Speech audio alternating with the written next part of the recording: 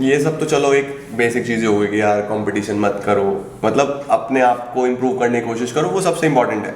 But हम लोग वापस से अपने टॉपिक पे आ जाते हैं क्योंकि वो जनरल डिस्कशन तो खत्म ही नहीं होगा, वीडियो 2 घंटे का बन जाएगा, हमारे व्यूअर्स बोर हो जाएंगे कि भाई क्या डिस्कस करने बैठ गए। अपना डिस्कशन तो गाइस खत्म हो ही नहीं सकता, संडे भी शॉर्ट पड़ जाएगा तब भी पूरा नहीं होगा।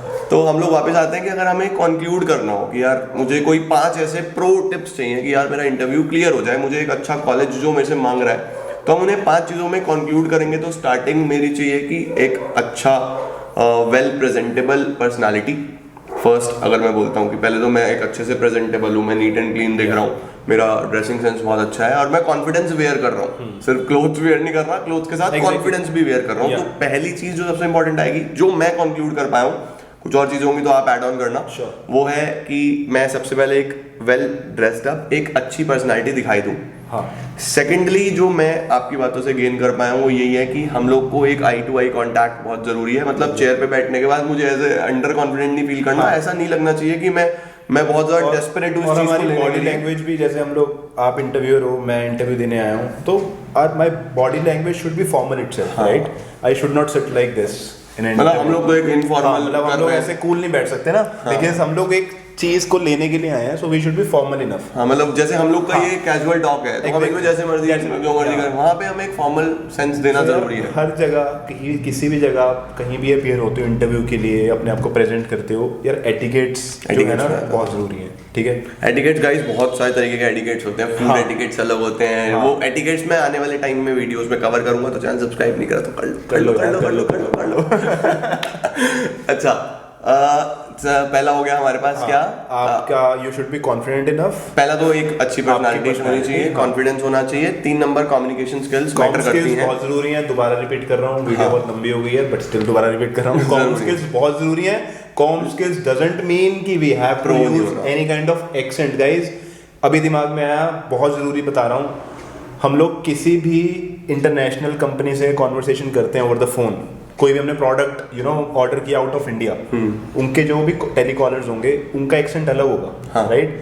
कभी किसी के एक्सेंट को कॉपी करने की कोशिश मत करो, आप इंग्लिश पे स्टिक करो बस। आप इंग्लिश बोलते हो, बहुत अच्छी इंग्लिश बोलते हो, राइट? मत सोचो कि जो लोग यूके में पैदा हुए हैं, जिनको हम अंग्रेज बोलते हैं इंडिया में, राइट, कि भाई मुझे उसको कॉपी करना है। कभी मत कॉपी करो until unless आप उस कल्चर में ग्रो अप नहीं करोगे ना, आप वो कभी नहीं बोल सकते।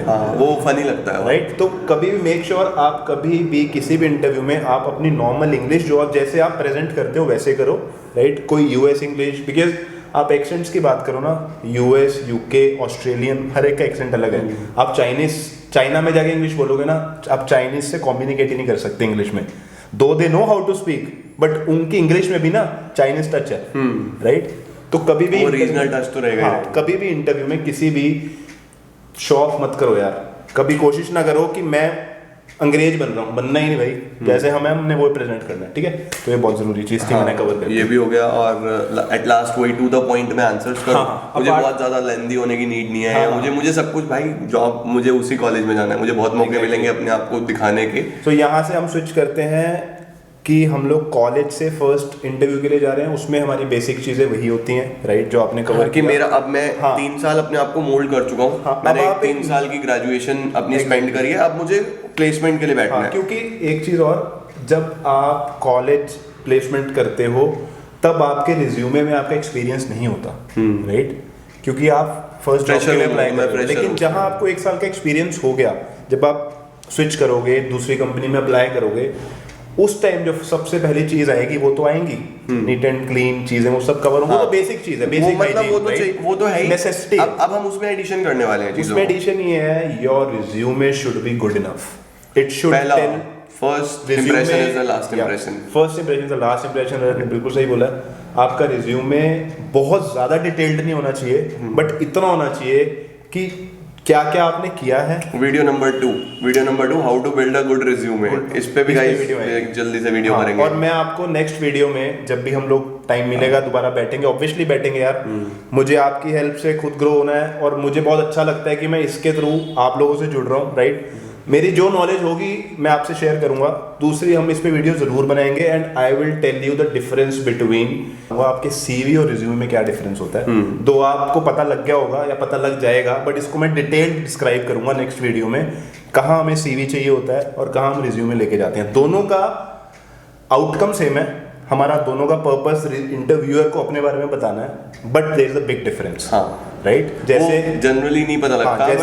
जैसे मैं बात करूं गेस्ट हाउस एंड होटल, दोनों जगह आपने स्टे करना है। Restaurant hotel, guest house hotel, वो एक जैसा लगता है। हाँ, गेस्ट हाउस होटल दोनों जगह आपने रूम लेके स्टे करना है, लेकिन फिर भी इनमें डिफरेंस है। सो ऐसे ही सीवी और रिज्यूमे में बहुत डिफरेंस है, वो मैं नेक्स्ट वीडियो में आऊंगा। सो पहली चीज गाइस, आपका रिज्यूमे बहुत सॉलिड होना चाहिए, बहुत ज़्यादा लेंथी नहीं होना चाहिए, उसमें आपकी जो भी चीज़ें हैं वो बहुत ही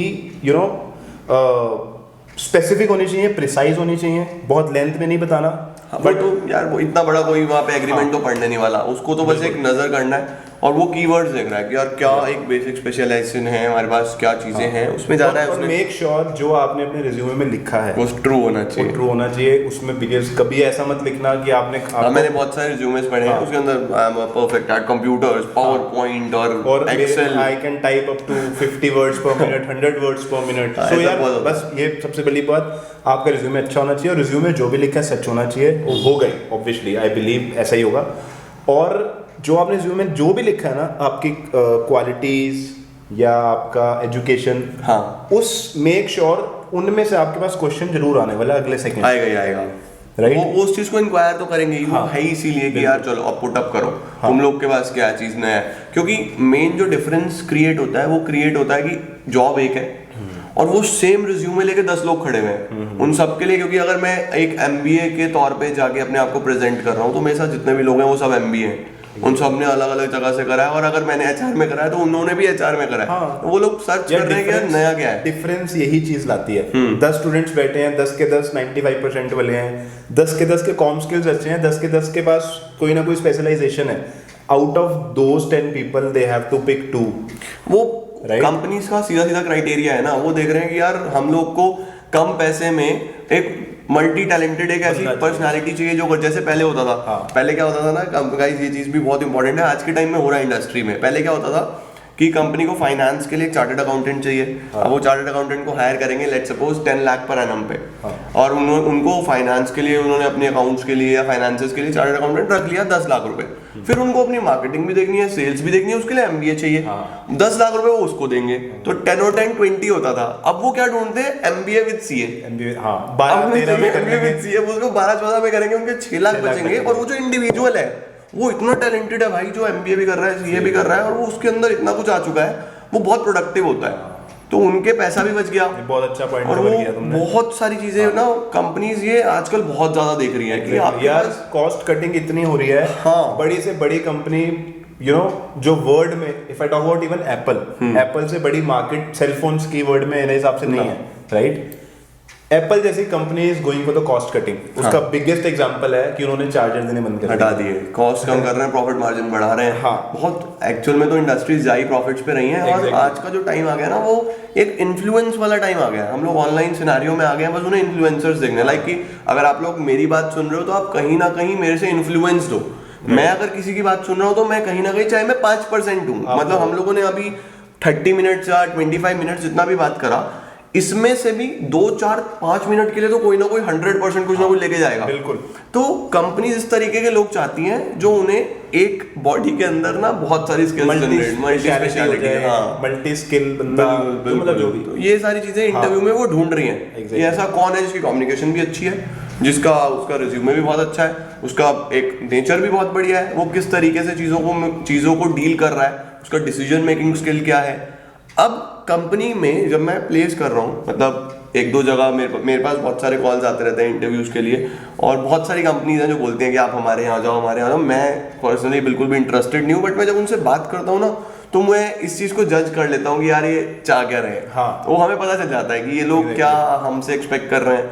तो उसके बदले में वो आज के टाइम में ना एक चीज़ बहुत मैटर करती है कि आप अपने फील्ड में कितने स्पेशलिस्ट हो, आप कितने मास्टर हो, मतलब हम लोग, ये कंपटीशन बहुत ज्यादा है मार्केट में। हम लोगों ने जो वो पॉइंट कवर करा अभी कि जब मैं उसमें बैठ रहा हूँ, कॉलेज के इंटरव्यू के लिए बैठ रहा हूँ, तो वहाँ पे मेरी एजुकेशन बैकग्राउंड मैटर करता है। बट जब मैं जॉब के लिए बैठ रहा हूँ ना, तो मुझे ऐसा लगता है कि एजुकेशन से ज्यादा मेरा स्किल मैटर करता है, आपका एक्सपीरियंस मैटर करता है। बिकॉज ग्रेजुएट और पोस्ट ग्रेजुएट करके तो सब आए हैं। जब आप एक कंपनी से दूसरी कंपनी में स्विच होते हो ना, तब आपके बोर्ड के नंबर्स, ग्रेजुएशन के नंबर्स, किसी के भी जो नंबर्स हैं आपके, वो काउंट नहीं होते। पूछा ही नहीं यार, तब आपका मतलब कोई skill set कोई होता पूछ है। ही नहीं रहा। हाँ। मतलब मैं अगर इंटरव्यू के लिए ऑप्ट कर रहा हूँ, मुझे इतने सारे कॉल आते हैं कि यार आप हमारे प्लेटफॉर्म पे पढ़ा लो, हाँ। आप हमारे प्लेटफॉर्म में। किसी ने मेरी 12th की परसेंटेज तो पूछी नहीं, किसी ने ये तो पूछा ही नहीं कि भाई आपने करा क्या है, भाई आप ग्रेजुएट भी हो। Now what matters is companies में क्या होता है, आपको कंपनी क्यों हायर करती है। लेट्स सपोज मैं एचपी के लिए काम कर रहा हूँ, मैं नहीं कर रहा, एक एग्जांपल दे रहा हूँ। लेट्स सपोज मैं आज एचपी के लिए, मेरे को 3 साल हो गए काम करने के लिए करते हुए, और मैं एचपी से डेल में शिफ्ट हो रहा हूँ, स्विच कर रहा हूँ। तो मुझे डेल क्यों हायर करेगा, उसका 2 रीज़न है। एक तो मैं ऑलरेडी एक ऐसी कंपनी में हूँ जो लैपटॉप्स बनाती है, राइट, और मुझे हायर करके उन्हें क्या फ़ायदा हो सकता है कि मैं उस कल्चर को, एचपी वाले कल्चर को जानता हूँ कि अगर किसी जगह पे एचपी डेल से बेटर कर रही है तो मैं उनका इनसाइट ला सकूँ। खबर ही नहीं, इनसाइट मतलब ये नहीं कि मैं कोई बता रहा हूँ, मुझे नहीं बताएंगे उनका क्या प्रोडक्ट आने वाला है, कि वो लोग अपने एम्प्लॉयज़ को, टेक्नोलॉजी को किस तरीके से हाइप करते हैं, उनका कल्चर क्या है, ये इनसाइट होता है, राइट। तो एचपी वाले डेल में क्यों इंटरेस्टेड रहते हैं, या डेल वाले एचपी में क्यों इंटरेस्टेड रहेंगे सेम फील्ड के, कि भाई मेरा माइंडसेट, एचपी का क्या कल्चर है, हम लोग कैसे काम करते थे, शायद मैं कुछ ऐसे इनोवेटिव आइडियाज ले आऊँ। वही कॉम्पिटिटर्स वाली बात, वो रहेगी। तो ये बहुत इंपॉर्टेंट फैक्टर है कि कंपनीज आपको टैग लगने के बाद क्यों हायर करते हैं और क्यों आपके नंबर भूल जाती है और आपके करंट स्किल सेट पे आ जाती है। तो ये बहुत इंपॉर्टेंट चीज़ है इंटरव्यू के लिए। हमने इसमें रिज्यूमे कवर किया। रिज्यूमे के बाद जो बहुत इंपॉर्टेंट चीज़ आती है वो होता है आपका एप्टीट्यूड टेस्ट। एप्टीट्यूड, ठीक है, वो एप्टीट्यूड में आपकी रीजनिंग विजनिंग सब कवर हो जाती है। एप्टीट्यूड में पोटेंशियल आ जाता है मेनली। हाँ, और एक चीज़ बहुत इंपॉर्टेंट, 2 बहुत कम इंटरव्यूज में पूछा जाता है, बट स्टिल जब भी आप किसी भी इंटरव्यू के लिए वॉक इन जाओ, कभी भी जाओ, चाहे आप 4 साल हो गए आपको किसी एक कंपनी में और 4 साल का एक्सपीरियंस, और आप अगली कंपनी में जा रहे हो, यार थोड़ा सा ना अपने आसपास कंट्री में क्या चल रहा है, राइट, जनरल नॉलेज, कंट्री में क्या चल रहा है, बेसिक नॉलेज। अगर मुझे आता सब है, मैं अपने फील्ड में मास्टर हूँ, लेकिन मुझे अगर यही नहीं पता यार इंडिया का प्रेसिडेंट कौन है, इट डजंट मीन कि मेरी वो स्पेशलाइजेशन खत्म हो जाएगी। बट इतनी जीके आनी चाहिए। वो जनरल एक करंट सिनेरियो, करंट अफेयर्स में क्या चल रहा है। कोई आपसे ऑब्वियसली डेल में जाओगे, एप्पल में जाओगे, कोई नहीं पूछेगा who is president of India, right. लेकिन यहाँ पे करंट अफेयर्स बहुत जरूरी हैं। वो कई जगह क्वेश्चन पुट अप करते हैं कि हमारा नेशनल सॉन्ग कौन सा है। हाँ। आधे कह रहे थे जनगण मन अधिनायक। यार ये चीज़ें भी हैं, करंट अफेयर्स में बहुत ज़रूरी है कि जैसे अभी हमारी कंट्री में क्या चल रहा है, हम लोग इसके बारे में फिर भी बात करेंगे जो भी चल रहा है। करंट अफेयर्स में बहुत कुछ आता है, थोड़ा सा पढ़ के जाओ कि करंट अफेयर्स हो सकता है। मतलब आपको यार सीधी सी बात है, आपको पता होना चाहिए कि हमारे आसपास क्या चल रहा है। वो चीज़ उस पर आपको पुट अप जरूर करेंगे और पॉइंट आउट भी करेंगे कि यार देखो जॉब तो मैं किस बेसिस पे दूं, तुझे यही नहीं पता कि हो क्या रहा है। मेन बात तो ये है। सेकंड चीज़, फर्स्ट चीज़ रिज्यूमे, सेकंड चीज़ एप्टीट्यूड टेस्ट। एप्टीट्यूड टेस्ट में सब कुछ कवर हो जाता है, आप कितने आप कितने क्विक हो चीज़ें करने में, वहाँ आपकी स्पीड चेक होती है। उसके बाद यार हमारे पास एक राउंड आता है, हर एक के साथ नहीं आता, लेकिन एक होता है राउंड ग्रुप डिस्कशन का, जिसमें आपको एक टॉपिक दिया जाता है कोई भी। लेट्स सपोज मुझे टॉपिक दे दिया क्रिकेट। अब क्रिकेट के ऊपर आप कितना बोल रहे हो, मैं कितना बोल रहा हूँ, वो बहुत ही क्लोजली आपको एनालाइज करते हैं, ऑब्जर्व करते हैं और देखते हैं कि आप कितना अच्छा बोल पा रहे हैं। वो जीडी कराने का जो वो है, हमारा जो मोटिव है वो यही होता है कि वो आपको देखते हैं आप लोग कितना आउटस्पोकन हो, कितना ज़्यादा बोल पा रहे हो। जीडी के बाद कुछ कंपनीज में ऐसा राउंड होता है जिसको हम बोलते हैं एक्सटेम्पोर। हाँ, आपने सुना होगा। उसमें क्या होता है यार, सब हो गया, जीडी भी होगी, एप्टीट्यूड भी हो गया, आपका पीआई भी हो गया, अब रह गया आपका एक्सटेम्पोर। एक्सटेम्पोर में वो आपकी बेसिकली, अब मैं यहाँ पे एग्जांपल देता हूँ ब्रिटिश टेलीकॉम का। ब्रिटिश टेलीकॉम ब्रिटिश की कंपनी है, जैसे हमारे यहाँ BSNL है, वैसी BT कंपनी है यूके की, जो वहाँ की सारी इलेक्ट्रिक वायर्स और सब संभालती है। उनका मैंने इंटरव्यू दिया था, उनका टोटली उल्टा है। वो पीआई सबसे बाद में लेते हैं, हाँ राइट, कई लोग स्टार्टिंग में लेते हैं, लेकिन हम यहाँ कर रहे हैं जो सब हर जगह कवर होगा। ये कुछ कंपनी में पहले ये राउंड आएगा, कुछ में बाद में आएगा। तो एक्सटेम्पोर में क्या होता है, आप इंटरव्यू के सामने खड़े हुए, उसने आपको एक चीज़ दे दी कोई, you never know what that single word is gonna be. आप एंटर किए, उसने बोला ओके आपकी इंट्रोडक्शन हो गई, अब आप मुझे एक काम करो, speak for 5 minutes on democracy. Right, democracy हम सबको पता है, India is a democratic country, but democracy का मीनिंग क्या है और क्या 5 मिनट तक उस पर बोल लोगे? भाई 5 मिनट में ये होता है 5 मिनट बहुत ज्यादा होते हैं। आपको लगता है यार 5 मिनट क्या, मैं अभी 5 मिनट आपको क्रिकेट पसंद है, मुझे पसंद है, आप और मैं 15 मिनट बोल देंगे क्रिकेट पे। हाँ, डेमोक्रेसी पे नहीं बोल सकते। और सेकंडली ये है ना कि हम लोग तो आपस में डिस्कस कर रहे हैं, अगर क्रिकेट में मुझे अकेले कोई बोलना ना भाई मैं अटक जाऊंगा भाई। क्योंकि वहाँ पे आपका प्रेजेंस ऑफ माइंड चाहिए, क्विक एक के बाद एक सेंटेंस बनाना है। Cricket is a game of 11 players where 2 opponents fight with each other, they play with the ball and bat. क्या उसके बाद क्रिकेट में आपके दिमाग में विराट कोहली आया, उसके इतने 100 है, आप चल क्रिकेट पे ही रहे हो ना, लेकिन आप फिर भी जो आपको चीज जो आपके एरिया की आप वो कवर कर जाओगे। डेमोक्रेसी हो सकता है, आपको पता हो मैं 5 मिनट नहीं बोल सकता, पढ़ के जाना पड़ेगा मुझे। तो ये एक्सटेम्पोर राउंड होता है। ये बहुत जो अच्छी कंपनीज हैं जहाँ पे कॉम स्किल्स बहुत ज़रूरी होते हैं, हर जगह ज़रूरी होते हैं, वो लोग आपकी कॉम स्किल्स को बेसिक लेके चलते हैं, उसके बाद आपकी स्पेशलाइजेशन आती है। तो ये राउंड है जिसमें आपको जाके एक वर्ड देंगे and you have to speak on that for 2, 3, 4, 5 minutes depend on there जो भी वो इंटरव्यू चल रहा है, उनकी जो भी रिक्वायरमेंट्स है। एक्सटेम्पोर के बाद आपका ऑपरेशंस राउंड हो गया। ऑपरेशंस राउंड में क्या होता है, कंपनी का अच्छे लेवल का मैनेजर डीएम वो आपसे टेलीफोनिक कन्वर्सेशन करेगा, या हो सकता है आपके सामने ही थोड़ी देर बाद बैठ के वो आपसे पूछे। वो आपसे ना ऑपरेशनल क्वेश्चंस पूछेगा कि यार आप एक टीम का पार्ट हो, सब्जेक्ट नॉलेज क्या है आपकी, आप एक टीम का पार्ट हो और आपका टीएल चला गया, अब आपको टीम हैंडल करनी है और आपके टारगेट्स मीट नहीं हो रहे। टीएल एक बार क्लैरिफाई कर दो। Team leader. हाँ, team leader, don't get confused, क्योंकि फिर वो कमेंट्स मतलब हम लोग थोड़ा सा वो वर्ड यूज नहीं करेंगे क्योंकि हमारे लिए वो कॉमन है, बट लोगों को नहीं पता कई बार। ऐसे एक वर्ड होता है SME, SME called subject matter expert, which is equivalent to TL. TL is हर कंपनी का अलग है यार, किसी में टीएल बोलते हैं, किसी में मैनेजर बोलते हैं, किसी में टीएल के बाद मैनेजर आता है, किसी में एसएमई वो होता है जो जिस चीज पे आप काम कर रहे हो उसके लिए उसमें वो एक्सपर्ट होता है, उसको एसएमई बोलते हैं। तो आपको एक सिचुएशन में छोड़ गया कि आपको टारगेट्स मीट करने हैं, आपका मैनेजर लीडर टीएल नहीं है, आप कैसे करोगे? तो ऑपरेशंस में बेसिकली आपकी इनसाइट, आप ड्यूरिंग योर वर्क आप कैसे रिस्पॉन्ड करते हो, स्पॉन्टेनियस कितने हो, वो चीज़ें मैटर करती हैं। उसके बाद यार अगर आप ये क्लियर कर जाते हो तो समझो आपका ऑलमोस्ट हो गया। उसके बाद क्योंकि एचआर राउंड में आपसे ना तो कोई पीआई ले रहा है, ना आपका नाम पूछ रहा है, कुछ नहीं हो रहा है। एचआर सिंपल आपसे पूछेगा क्या आप नाइट शिफ्ट करने में कंफर्टेबल हो? अगर वहाँ उस कंपनी में नाइट शिफ्ट्स हैं, नेवर से नो, कभी भी। सबसे पहले उस कंपनी में घुस जाओ, हाँ एक बार जस्ट स्टेप इनटू इट, अपनी टैलेंट दिखाओ, स्पेशलाइजेशन दिखाओ, थोड़ा काम करो। उसके बाद गाइस अकॉर्डिंगली सब मैनेज हो जाता है। क्या आप नाइट शिफ्ट्स कर लोगे, क्या आप इतने अलाउंस, हाँ आपका पिछला पैकेज क्या है, करंट कितना होगा, वो नेगोशिएट आपने करना है, और वो बेसिकली एचआर से ही होता है और एचआर ही करता है। पैसे पे तो बहुत जरूरी है डिस्कशन करना। तो वो आपको पता है, मतलब एचआर में कुछ रह नहीं जाता, राइट? तो बेसिकली यार यही है आपका extempore round, aptitude test, GT, HR round, operations round. इसके बाहर से दुनिया के किसी भी इंटरव्यू में प्राइवेट सेक्टर में कुछ नहीं आता। ये मैक्स है जो हमने कवर कर लिया है। एक लास्ट में गाइस इसको खत्म करते हैं, बहुत बड़ा हो रहा है, तो मैं एक लास्ट क्वेश्चन के साथ खत्म करूंगा। एक क्वेश्चन बहुत कॉमन है, वो बहुत जगह पूछा जाता है और समझ नहीं आता यार मैं रिप्लाई क्या करूं। कि कंपनी पूछ रही है मेरे से, मेरे सामने बैठा हूँ कि सपोज आप मेरे इंटरव्यूअर हो और मैं इंटरव्यू हूँ, तो मेरे से पूछा गया कि what are your expectations from us. तो मैं एक्सपेक्टेशंस में क्या एक्सपेक्ट करूं कि मुझे सपोज लास्ट कंपनी में मुझे 10 लाख पर एनम मिल रहा है यार यहाँ तो अब मैं बिल्कुल सब्जेक्टिव हो जाऊं नंबर्स को लेके, मैं उन्हें फ्लैट नंबर्स बता दूं या मैं उन्हें क्या आंसर करूं? अगर आपको पता है आप एक एनालिस्ट प्रोफाइल के लिए अपियर कर रहे हो, मैं एग्जांपल दे रहा हूँ, तो एनालिस्ट प्रोफाइल हर कंपनी में है, ठीक, सीनियर स्पेशलिस्ट हर कंपनी में, बस नाम चेंज है, बट एनालिस्ट जो है वो आपको हर कंपनी में मिलेगा।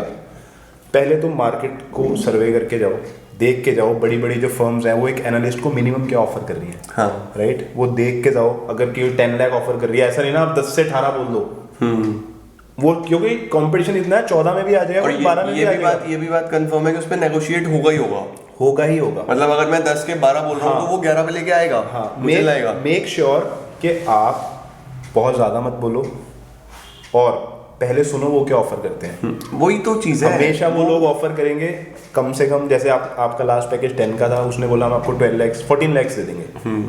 Would you be agree? अगर एग्री हो तो आपको हम 48 आवर्स में ऑफर लेटर भेज देंगे।